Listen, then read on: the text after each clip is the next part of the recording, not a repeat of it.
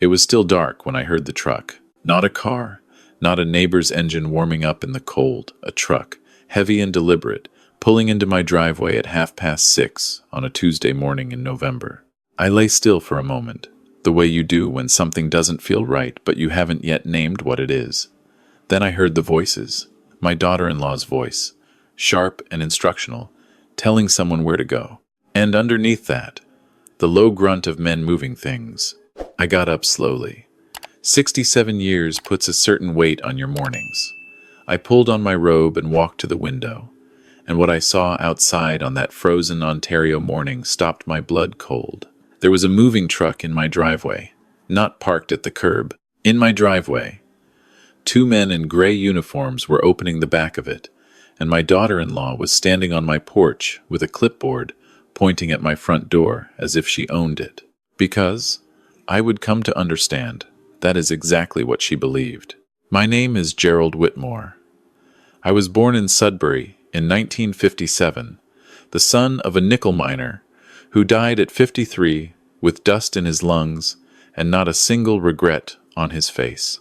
I watched my father work every day of his life without complaint and without recognition, and I told myself I would build something that couldn't be taken away, something that would outlast the mine, outlast the foreman, outlast every man who ever told my father what he was worth. I moved to the Kitchener area when I was 22 with a second-hand pickup truck and a set of hand tools I'd bought at an estate sale. I started doing small landscaping jobs, driveways, lawns, snow removal in the winter, to keep the money coming. By the time I was 30, I had 3 crews and a small equipment yard on the edge of town.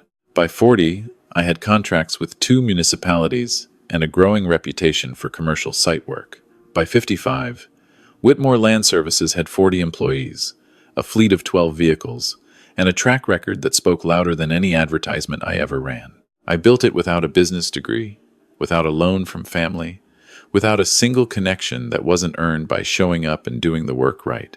I married Patricia in 1983. She was a school librarian, the kind of woman who remembered the name of every child who ever walked through her doors. She gave me 2 children, my son and my daughter. She also gave me 32 years of honesty and steadiness, which turned out to be worth more than anything else I built. She passed away from a heart condition 5 years ago, 2 weeks before Christmas. There are days I still reach for the phone to tell her something, and then I remember. My son came into the company the way some people come into an inheritance. He walked through the door, expecting the furniture to already be arranged. He had a college diploma in business management, which I paid for, and an opinion about everything, which nobody had to pay for. When he was 28, I gave him the role of project coordinator. He was good at talking to clients, good at presentations, good at wearing the right jacket to the right meeting. What he was not good at was the rest of it. He missed site inspections. He approved budgets he hadn't read. He lost a municipal contract because he forgot to submit the renewal paperwork by the deadline, a contract we'd held for 11 years. When I talked to him about it, he said I was micromanaging. When I talked to him again, he said I didn't trust him. The third time, he told me I needed to let go, that the company needed new thinking, that I was holding it back by insisting on doing things the way I'd always done them. I was 63 years old. I had built something real, and my son was telling me I was the problem. His wife was a different matter entirely. She had always been polite to my face, in the way that people are polite when they are managing you.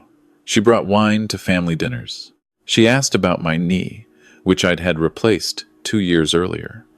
She smiled at the right moments, but she had a habit of asking questions that were a little too specific. How was the company structured? Was there a formal succession plan? Had I updated my will after Patricia died? She always framed it as concern. I told myself that's what it was. I stopped telling myself that 8 months ago. It was a Thursday evening. My office manager, a woman named Shirley who had been with me for 20 years, called me at home to ask about an email she'd received requesting access to the company's financial records. The request had come from an address she didn't recognize, but the name on it was my son's. Shirley said it had arrived while she was at lunch, and something about the timing and the wording had made her uneasy enough to call me before responding. I asked her to forward it to me. The email requested 12 months of payroll records, client contracts, and the most recent equipment appraisals. It was addressed to Shirley but copied to a name I didn't recognize, a name that, when I searched it, turned out to belong to a family law and estate specialist in Toronto. I sat with that for a long time. The following Monday, I drove to see an old friend of mine named Frank, a man I'd known since we were both in our 20s doing trades work in the same part of the city. Frank had built a small chain of hardware stores and sold them at 60 for more money than either of us had imagined when we were young. He was smart in the way that people who've been through real difficulty become smart. He didn't waste words, and he didn't tell you what you wanted to hear. I laid everything out for him at his kitchen table. The email, the questions my daughter-in-law had been asking, the way my son had been pushing for more authority at the company, the copy to the estate lawyer. Frank looked at me for a moment before he spoke. Then he said, "Gerald, they're trying to figure out what they're going to get, and they want to figure it out while you're still around to be managed." I said I didn't fully understand. He said, "They want to know if it's easier to get it from you now or wait. And my guess is they've decided now is easier. The question is what they're planning to use as the reason." That night, I went home and I sat in the kitchen, where Patricia and I had eaten breakfast every morning for 30 years, and I looked at the ceiling for a very long time. Then I called a lawyer I'd used years ago for a commercial dispute. He was retired, but he recommended someone, a woman named Deborah Tran, who worked on estate and corporate protection matters. I met with her the following week. She listened without interrupting while I went through everything. When I finished, she asked me one question. Had I done any formal estate planning since my wife passed? I had not. Patricia and I had made wills together in 2009, and after she died, I had put off updating mine. I knew I needed to. I kept not doing it. Deborah told me that was the first thing we were going to fix.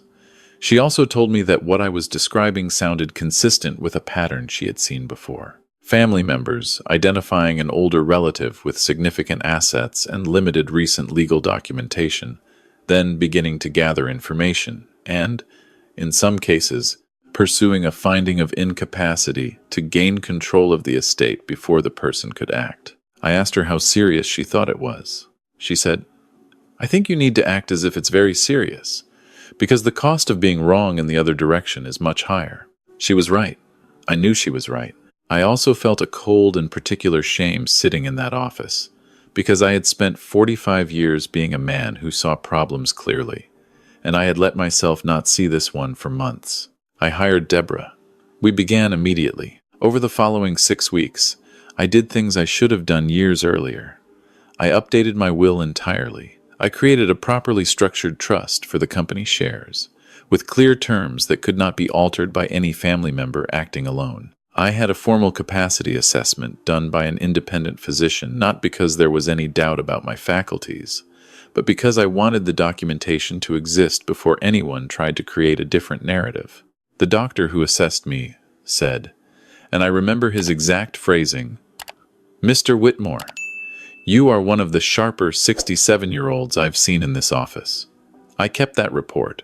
I also quietly had Shirley begin a review of the company accounts going back 3 years. She was methodical, and she was loyal, and within 10 days she had found something I had not expected. Small payments, regular intervals, to a numbered company I didn't recognize. Not large amounts individually. Together they added up to just over $90,000 over 22 months. I sat with that number for a long time. Shirley had traced the numbered company as best she could. The registered director was someone she didn't know, but the mailing address on the incorporation documents was the same street where my son and daughter-in-law lived. I did not confront him immediately. I have learned over a long life that confronting someone before you are fully prepared is almost always a mistake. Instead, I watched. I listened. I went to the office every day and I behaved exactly as I always had. I attended site meetings. I reviewed contracts. I had coffee with Shirley in the morning, and I joked with the guys in the equipment yard the same way I always had. And I paid attention. What I observed over the following month was a quiet, coordinated effort. My son was having conversations with 2 of the company's longest-tenured supervisors, men who managed the largest contracts, And from what I could tell, he was suggesting to them that changes were coming and that it would be in their interest to be on the right side of those changes. My daughter-in-law made 2 separate visits to the office under the pretext of dropping something off, and on both occasions, she spent time in the reception area asking Shirley questions about how things worked, who had signing authority, whether there was a board. The estate lawyer's name appeared again. This time I found it because Deborah, who had begun watching certain legal filings on my behalf, flagged a document that had been submitted to a provincial court requesting information about the process for a supported decision-making order. Not filed, just requested. But the name of the lawyer requesting it was the same one who'd been copied on the email to Shirley. I called Frank that evening. He came over the next day and I told him everything. When I finished, he looked at me and said, "What do you need from me?" I said I needed a witness, someone who could be present and speak to my state of mind if things went sideways. Someone no one could discredit. Frank said, "I've known you since you were hauling topsoil in a truck with no heat. When do you want me to start?" He moved into the guest room that week. I also told 2 other people. I told Shirley, because she already knew most of it, and she deserved the full picture. And I told a man named Arthur, who had worked for me for 18 years, and who ran the day-to-day operations of the company with a steadiness that I relied on more than I ever said out loud. Both of them said the same thing without being prompted by me. They said, "What do you need us to do?" That is the kind of loyalty that takes decades to build, and that no amount of money can manufacture overnight. And then the morning truck arrived. I stood at the bedroom window watching my daughter-in-law direct 2 moving men toward my front door with a clipboard, and I understood with complete clarity that they had decided not to wait any longer. Something had changed. Perhaps they'd learned that I had seen a lawyer, or perhaps they'd simply decided their timeline needed to accelerate. Whatever the reason, they were here. On my driveway, before 7 in the morning, with a truck. I went downstairs and I opened the door before she could knock. She was startled. She recovered quickly. She was always good at recovering, and she gave me the particular smile she used when she was managing a situation. She said she and my son had been talking, and they felt it was time to have a real conversation about my living situation, that this house was a lot for one person, that they'd found a very nice seniors residence in Waterloo with excellent amenities, and that they wanted to help me transition in a way that didn't feel rushed. I looked at her for a long moment. Then I stepped aside and said, "Why don't you come in?" She came through the door. The 2 moving men stayed on the porch, uncertain. She called back to them to wait. I led her into the kitchen. Frank was already sitting at the table with a cup of coffee, which I had asked him to be doing. Deborah Tran was sitting beside him with a folder in front of her, and Shirley was at the counter, hands around a mug, watching. My daughter-in-law stopped walking. She said, "What is this?" I said, "This is a conversation. Have a seat." She did not sit. She said my son had a right to be part of this discussion and that she was going to call him. I said, "You're welcome to do that. But while you do, I think you should know a few things. The first is that this house is held in a trust that was registered 6 weeks ago. Your name and my son's name do not appear in it. The second is that Deborah here is my solicitor, and she has documentation of every step of the process you and my son have been pursuing, including the inquiry to the provincial court about supported decision-making. And the third is that those men on my porch are going to need to take that truck back where it came from, because nothing in this house is going anywhere today." She stared at me. The clipboard was at her side. I said, "I'm going to ask you one question, and I want you to think carefully before you answer it. Did you believe I wouldn't notice?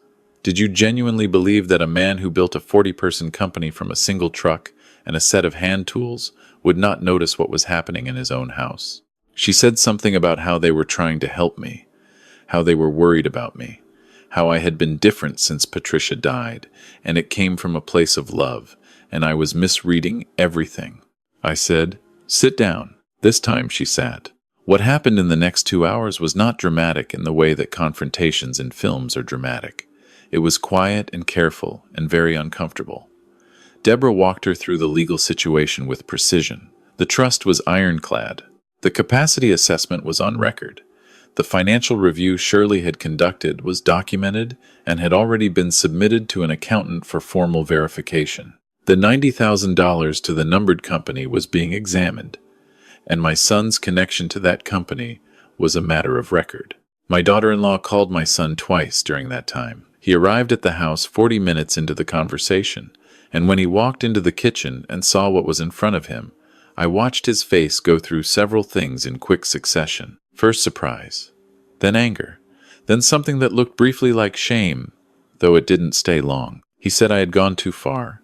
He said I had turned this into a legal matter when it was a family matter. He said that what Shirley had found was a misunderstanding, that the payments were for consulting work that he had arranged on behalf of the company, and that I had simply never been told about it. He said he was trying to protect me. He said he was trying to protect the business. He said a lot of things in a short period of time.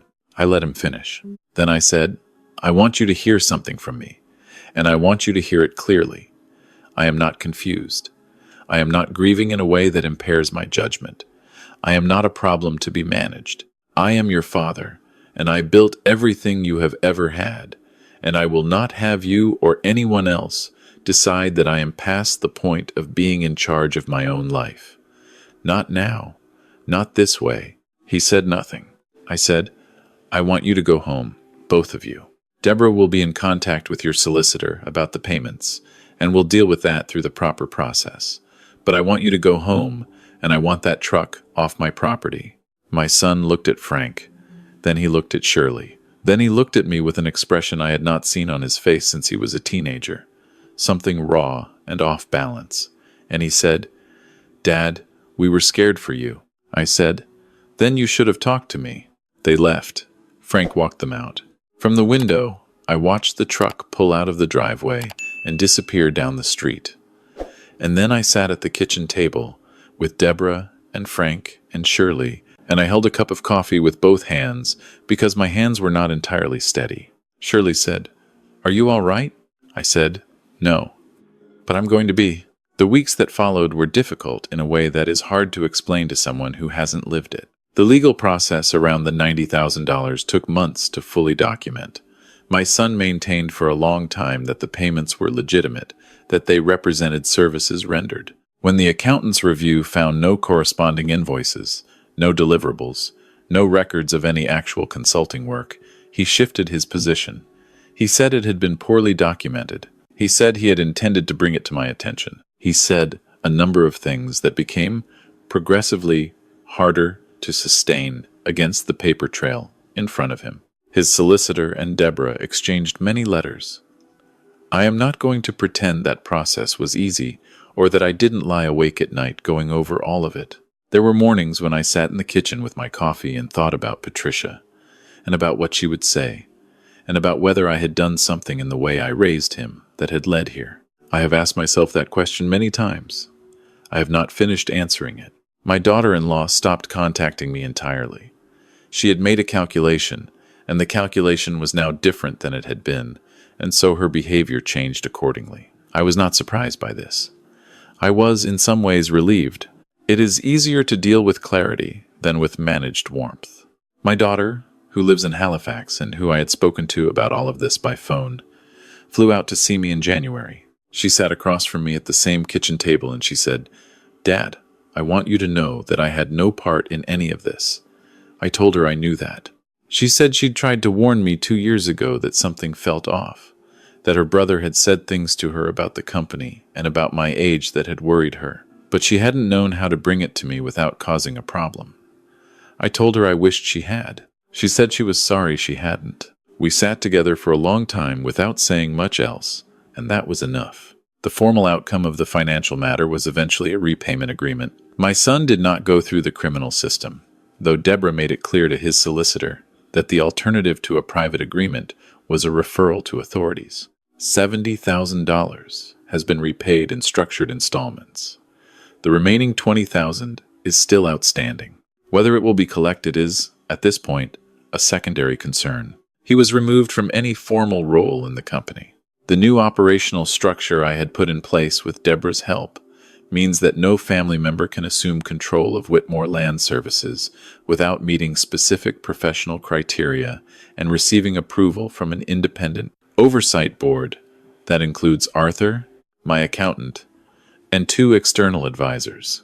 It took 3 months to set up, and it is, without question, one of the best things I have ever done for the company and for the people who work there. The company itself came through. We lost one contract during the period when rumors were circulating among clients, which was painful. It was a commercial property manager we'd worked with for 7 years, but Arthur held the operations steady and surely kept the administration from losing a step. By spring, we had recovered the revenue and signed 2 new agreements. The 40 people who depend on Whitmore Land Services still have their jobs. I think about that when I am tired. Frank stayed at the house for 3 weeks in total. He didn't have to. He had his own life, his own routines, a wife who was patient with his absence, but who I knew missed him. One evening near the end of his stay, I told him that, and he waved it off the way he always waves things off. He said, "You would have done the same." I probably would have. That is not a small thing between 2 people who have known each other for 45 years. My son and I did not speak for 4 months. The first contact came through a text message, brief and careful, that said he wanted to talk when I was ready and that he understood if I wasn't. I did not respond for 2 weeks. Then I called him, not because I was ready exactly, but because I had decided that ready might not be a state I was going to reach on my own, and that waiting for it was its own kind of choice. The conversation was not easy.